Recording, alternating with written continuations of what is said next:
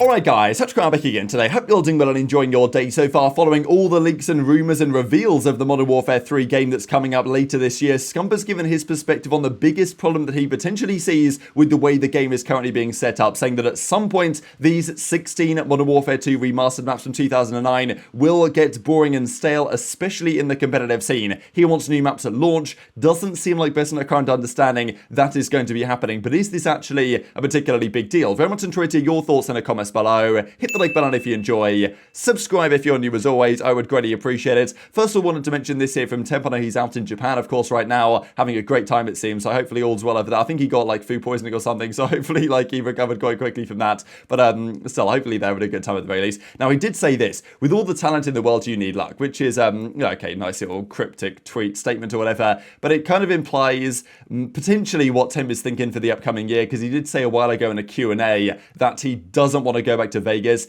and the current rumor about Gorillas is that it's going to be Clay and Attach. We don't know, it might not be, it might be Clay and Temp, who knows, but because they probably will wait their time as well to decide their roster for next season. But if the only options for Donnie Temp are London and Vegas, he basically said that he doesn't really want to go back to Vegas again, take a minimum and grind it out. He will get the Vegas offer. I'm sure they'll come back and say, Don, you want to come back? Like, sure, let's do it. And Donnie Temp might say, you know what, I've changed my mind, let's go for it again. But his thought process was, maybe it's worth, Octane seemingly disagrees with this, but maybe it's worth grinding out in challenges for a couple of months and hoping, right, because Temp's clearly a great player and he will absolutely fry people in challenges and in the CDL as well. But to get on a better team, he might need a bit of luck, and this might be what we'll see, whether he decides to do it, because I think that he can go to Vegas if he wants to, but if he says, no, I want to start in challenges and bet on myself that a team like a Surge, a Rocker, maybe even a Subliners, if things go wrong over there, are going to think, you know what, Donnie, you know, maybe even potentially Thieves is another option as well, we'll bring him in. So, you know, there's an interesting question to be had on whether, like, he's going to get lucky, I suppose, on this one. There's also been some talk as well about whether Parasite is going to get a coaching gig. I know, like, he's obviously put that out at the start of the off-season that he wants to find his way somewhere. People have said, oh, you know, get him on OpTic. He's got good relationships with Dashy and stuff like this. So maybe there's a way that that happens, but as yet, there's no real updates on that. So this is the issue for guys like easyMac as well. Clearly a great analyst for FaZe for several years, but the budgets that the CDL teams have are diminishing year on year, and if they can't really afford to pay their players what they used to, they're probably not going to go out of their way, any of these teams, to hire an additional coach or analyst or whatever the case might be. So yeah, it might be difficult for some of these guys, to be fair. There's also this that was kind of confirmed yesterday, that there will be confirmed silent movement, right? Ninja has been confirmed. Now it seems like there's a perk, but I don't really understand exactly how this is going to work. So the covert sneakers perk allows for silent movement, assuming you've chosen the correct footwear. So you might have to have the right boots, or I don't really understand, I guess sneakers in this case. So you've got to choose the right gear that gives you the ability to then have the advantage when you put the perk on. So I'm not exactly sure how this is going to work, but basically it's been confirmed now that silent movement in some form will exist. And they do also say silence movement, which is good because, you know, okay, dead silence and ninja are technically silent, but you still make some noise mantling or even running around. If you're close and you've got EQ on, you can probably still hear the guy with dead silence on. It's obviously much better than it would be otherwise, but there has been times in the past, even back to games like Black Ops 2, where I'm pretty sure dead silence was not absolutely silent. The only game that I know that for sure it was Ghost. You made zero noise, I'm pretty sure, in Ghost with ninja on, or dead silence, whatever it was called in that game, but most other games you make some noise. So hopefully it's silent. Completely silent is the preference as far as I'm concerned, and that's kind of what is implied here, to be honest. Now, Scump has given a lot of his reactions to the game so far, the reveals, we've got the announcements, the discussions around Modern Warfare 3, but he does have some set of concerns as well as to the way this game might potentially play out,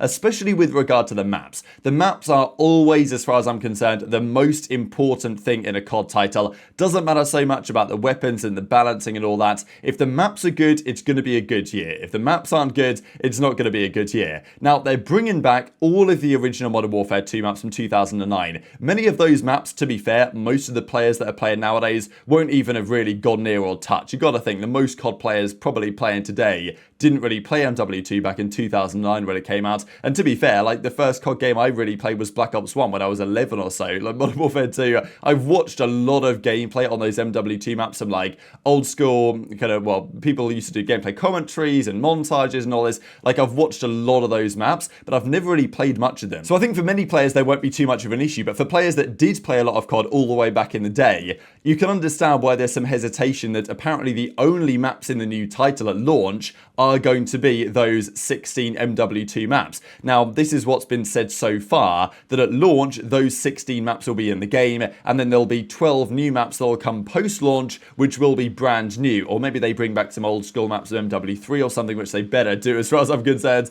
given the game is called MWIII. But this was the perspective of Scump on the OpTic podcast that said, well, if that's all they do, that's pretty lazy, and it's going to get stale very quickly indeed. Every single map from MW2 is in the game remastered. So every single original Modern Warfare 2 map, Afghan, Derail, Wasteland, Terminal, High Rise, that's all the maps. Surely not Favela. No. All of them. They're going to be having fun in the pubs, huh? All of them. And think about how those maps are going to look now in 2023. Yes, I just hope that they don't, like, use those MW2 maps as like a cop-out to not do anything else. Because, like, it's going to get old quick. Like, I mean, there's definitely be some original maps I would as well. still be playing Strike. It's going to get old quick. Tujane, I would be playing those still to this day. Is it just strictly Modern Warfare 2 maps? I don't know. That's what I hope it's... I mean, obviously, like, I don't want to seem like a hater because, like, I mean, I just don't. But, like... they're old maps. Like, people have played those maps for thousands of hours. No matter how good the maps are, people are gonna get sick. People play basketball on the same court. It's not the same. To me, it is. I still be playing Call of Duty 4. I saw Shotzzy arguing about it on stream. Right now, if Black Ops 2 re-released the same way it was back then, is it still as hype? No? It wouldn't be the same as it was. I agree. You just can't recreate it. Different times, dude. You can't recreate it, but... There are new things that they're adding, new guns. I mean, it's going to be like new hit reg. I mean, it's a bunch of new stuff, but the maps are the most important part of Call of Duty, in my opinion, at least competitively. And if we already know all the maps that we're getting and they're all old maps, you don't think people are going to get sick of that at some point? No, I get it. I mean, I definitely think if it's all old maps, there has to be at least new maps released. Yeah, that's either what at I'm launch saying. or just to keep things fresh. As long as it's not solely MW2 maps and there's other maps, like then I think it's great. But if it's just MW2 maps and they didn't do anything else but remaster them, I will say, just based off of the leaks that we already have, I do think this game will be better than the last game that we got. So that's already an improvement. I do think it'll be better than MW2. But it's not, the bar's low there, so... So do you guys agree with Scump's perspective on this? Because it's pretty interesting, as he says. I think there is some players that will come back here and they'll play these maps for a week or so and they'll be like, well, I've already played these maps to death. Like, I'm kind of ready for something new. For most players that probably won't have played many play hours on these maps, to be fair, I think it'll be fine. And for competitive play, I don't really see much of an issue here, to be honest. I'm kind of more in Hex's camp, to be fair, when he said that, well, basketball, it's the same court and you can still play the game on it. Same with football, same with tennis, same with like any game that's been around a period of time. Even, God forbid, if you guys play League of Legends, and if you do, peace be upon you. But, that Summoner's Rift, is it called that map? Then, like, that's the only map, is it not? Maybe they've added a new one now, I don't know. But, like, every League of Legends game is played on that one Summoner's Rift map. And nobody really, like, maybe they do complain about it. I don't really follow that closely enough to know, but that is the map that's been played for years, and that's just how it goes. And the map is so well refined from a competitive perspective that every time you spawn in and play Summoner's Rift, there's infinite possibilities of what can happen during the game, and it's just well designed from a competitive perspective that it doesn't get stale, I imagine. It's the same thing for example, like a few months ago, I was playing a lot of CSGO, like every day we'd play CS, and every night we would play Inferno, and I never got tired of Inferno. Like, I love Inferno as a map in Counter-Strike. A lot of those maps are super well made and well refined over years from a competitive perspective, and I can't get bored of playing Inferno. Like, okay, maybe if I was playing Inferno 12 hours a day every day, it might get a little bit stale. So maybe there is something in it from Scump's perspective. And let's say even Raid from Black Ops 2, if I was playing that like for literally 6 or 7 hours, okay, I'd probably want to play something else. Maybe that's just because there is something else and there are other options at that point. But I think a good map doesn't get boring. As far as I'm concerned, a good map doesn't get boring. If we could go back and play the Black Ops 2 maps, let's say they just brought these back. I like even playing Black Ops 2 on Plutonium or some of the throwbacks and all this stuff. I don't get bored of playing Slums Hardpoint. I don't get bored of playing Raid Capture the Flag. It's just great all the time. And every time you spawn in, you know, there's so many ways it can go. There's so many different things you can do off spawn. When you know, every game you play on that map is going to be different, and because it's so well designed from a competitive perspective, it's always a good time. Now, not all of these maps are good from a competitive perspective, right? I mean, I know that Aftermath was played in Search and Destroy in the early part of the Black Ops 2 season. I was never a big fan of Hijacked personally. I just thought it was a worse version of Nuketown as far as I'm concerned, but I know that's a bit of a hot take. Drone as well was obviously not competitive, right? So there's some maps that aren't great, you know, not perfectly designed, so they will get a bit dull. But the maps here that are good, the likes of, oh, this is Promenade. That's interesting that it used to be called Promenade pre-release, because this was Plaza, of course, when the game actually launched. But the maps that are good here, right? Expresses, Raid, Standoff, especially Yemen. Like, I have no issues playing those maps for days. So I'm guessing it's going to be the same story for these competitive maps in MW2 if they're good. So yeah, which side do you fall on this one, right? Because I agree with Scump in some sense. I think there should be more than just these maps, right? It is pretty lazy, let's be honest.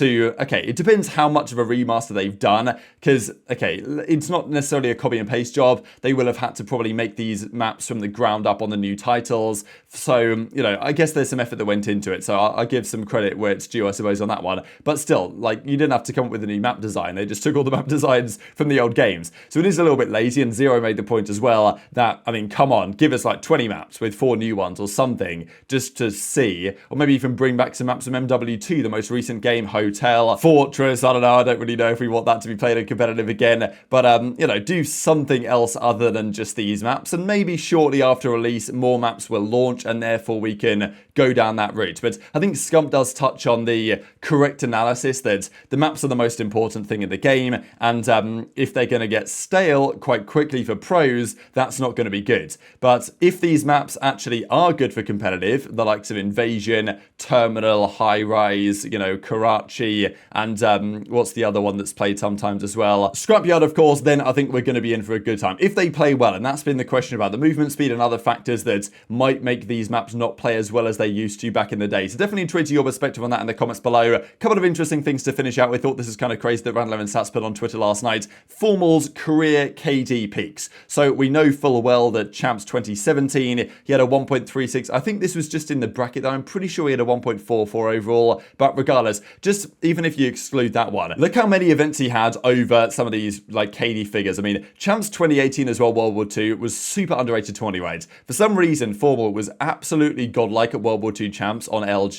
He had a 1.4 that tourney and only came 6th. I think they could have done better, but that was crazy. MLG Anaheim 2016, he had a 1.36. Gfinity 3 2014, which was one of his first ever tournaments that he won with Envy, had a 1.35. I mean, yeah, ridiculous career that a lot of these guys had. And some of those tournaments were with Enable. We did a nice video on Enable recently on the Breaking Point channel discussing his crazy career, to be fair, over many years. And during this period, he had an 8-tournament stretch from May to September 2015, where he played 8 tournaments. This is with OpTic and then with FaZe. So OpTic, of course, they needed Karma to come in. Well, they wanted Karma in the team, of course. And then Enable had to step in instead because Karma didn't have the visa in time to travel to Europe for the 2 events in Paris and London. So they got Enable in, an old friend of Formal in Halo, and they won both events pretty emphatically. So out of those 8 tourneys, but after that, right, they dropped Enable again. Didn't really drop him because he wasn't meant to be there in the first place, I suppose. But Karma came in anyway. But still, shortly after that,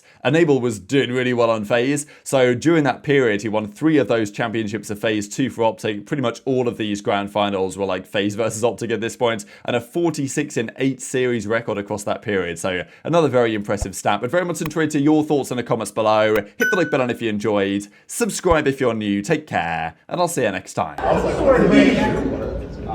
Leisure. Shotzzy goes on runs for leisure and exercise. He went on vacation for leisure. Check me out. This is probably wrong, dude. I might cap. I don't really know this one. Leisure. I feel like I've seen this word. All right, I'm gonna go with L-E-I-G-H.